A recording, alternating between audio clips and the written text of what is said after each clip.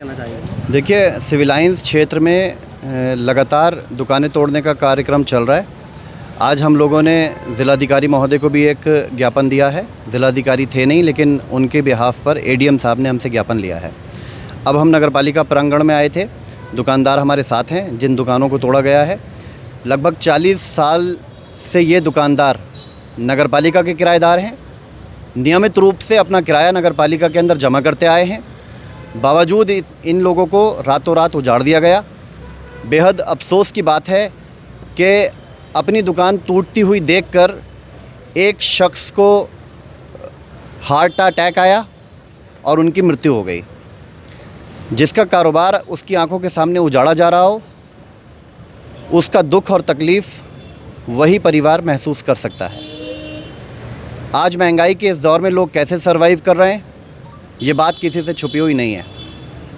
हमने ज़िलाधिकारी महोदय से भी इस बात को रखा है और नगरपालिका अध्यक्ष महोदय से भी इस बात को रखा है कि जिन लोगों को उजाड़ा गया है, जिनकी दुकानों को तोड़ा गया है, फ़ौरन तौर पर नगरपालिका बोर्ड की एक तत्काल मीटिंग बुलाकर जहां जहां रामपुर में नगरपालिका की अराज़ी पड़ी हुई है, उस पर एक प्रस्ताव बनाएं पुनर्निर्माण की दुकानों को, और वो दुकानें तैयार होने के बाद बिल्कुल फ्री ऑफ कॉस्ट उन दुकानदारों को दी जाएं जो 40 साल पुराने नगरपालिका के किराएदार थे और उनको उजाड़ा गया है।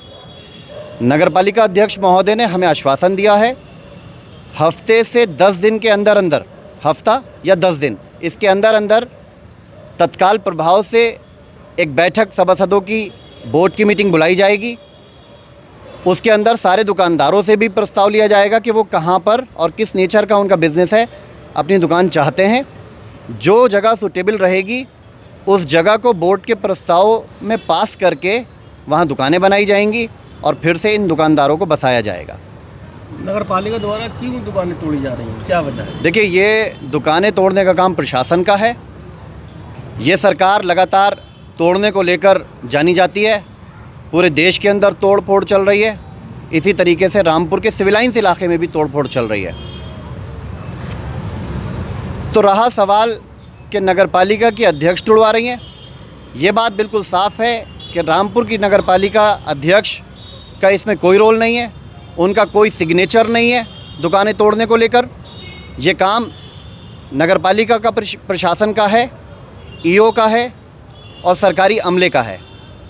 लेकिन हाँ, नगरपालिका अध्यक्ष की इतनी जिम्मेदारी ज़रूर बनती है कि जिन लोगों को तोड़ा गया है उनको फ़ौरन तौर पर बोर्ड की मीटिंग में प्रस्ताव पास कराकर नई दुकानें बनाकर वो दे सकती हैं। तो इसकी हमने मांग रखी है और मांग रखने के बाद उन्होंने हमें आश्वासन दिया है कि हम 1 हफ्ते के अंदर अंदर इस काम को करने जा रहे हैं। ये दुकानदार सुबह विधायक जी से मुलाकात करके आए थे, क्या रहा? अरे तो इधर उधर की ना बात कर, ये बता कि काफ़िला क्यों लुटा। हमें राहज़नों से गिला नहीं, तेरी रहबरी का सवाल है। जो आज रहबर बनने की कोशिश कर रहे हैं, दरअसल वही लोग इस उजाड़ खाने के पीछे उनका हाथ है। बहुत सारे लोग इस बात को जानते हैं कि रामपुर के लोगों ने बड़ी बड़ी कुर्सियों पर जिन लोगों को पहुंचाया है, वो आज अपनी राजनीति के लिए लोगों के रोज़गार से खेल रहे हैं, खिलवाड़ कर रहे हैं, उनको उजाड़ रहे हैं। नगरपालिका के दम पर ही सब लोग इस बात को कह रहे हैं कि हम नगरपालिका से दुकानें बनवाकर दोबारा से दे देंगे। अगर कोई व्यक्ति सरकार में है तो वो खुद भी मौके पर पहुंचकर सरकार से ये कह सकता है कि ये मेरे शहर के गरीब लोग हैं, इनको ना उजाड़ा जाए। लेकिन हमने ऐसा कोई उनका बयान नहीं देखा, हमने कोई उनकी ऐसी मौजूदगी नहीं देखी जिससे इस बात को तस्लीम कर लिया जाए कि हाँ, ये गरीबों के हित में खड़े हुए हैं। तो मैं इसी बात को दोबारा कह रहा हूँ कि जब सरकार किसी चीज़ को टारगेट कर लेती है, उसको उजाड़ना चाहती है, तो उसको उजाड़ देती है। चेयरमैन की उसके अंदर पावर नहीं है कि वो उसको रोक लें। इसका एक उदाहरण ये है कि साल 2005 में जब सपा की सरकार होती थी, तो उस वक्त तत्कालीन मंत्री आज़म खान ने मेरी ख़ुद की 40 दुकानों को गिराया था। उस वक्त रामपुर की चेयरमैन थी रेशमा भी, और रेशमा भी हमारे परिवार की ही मेंबर थी, हमारे परिवार की चेयरमैन थी। वो धरने पर बैठी, बावजूद उसके नगरपालिका के अमले ने पूरे रामपुर के सामने हमारी दुकानों को गिरा दिया, ये कहते हुए कि ये रामपुर नगर पालिका की अराजी पर आगे बढ़ाकर बनाई गई हैं। तो चेयरमैन ने धरना दिया, प्रदर्शन दिया, उसके बाद हमारी दुकानें नहीं रुकी। क्या बात? क्योंकि सरकार उजाड़ना चाहती थी। आज यही सरकार फिर से लोगों को उजाड़ने पर उतारू है। और मैं एक बात और भी कहना चाहता हूँ आपके माध्यम से कि अगर इस तरीके से सरकारी संस्थाओं के द्वारा दी हुई दुकानों को, मकानों को, प्लॉटों को सरकार उजाड़ने लगेगी तो फिर किस पर रामपुर के लोग भरोसा करेंगे? आज आरडी की एक कॉलोनी बनने जा रही है तो लोग वहाँ कैसे प्लॉट खरीदेंगे, कैसे मकान खरीदेंगे? हो सकता है कल को सरकार बदले और बदले की भावना से फिर उन लोगों से प्लॉट छीन ले, तो फिर तो किसी पे भरोसा ही नहीं किया जाएगा। तो इसलिए ये सरकार की छवि पर भी सवालिया एक निशान है कि उनको अपनी छवि को साफ़ करना चाहिए।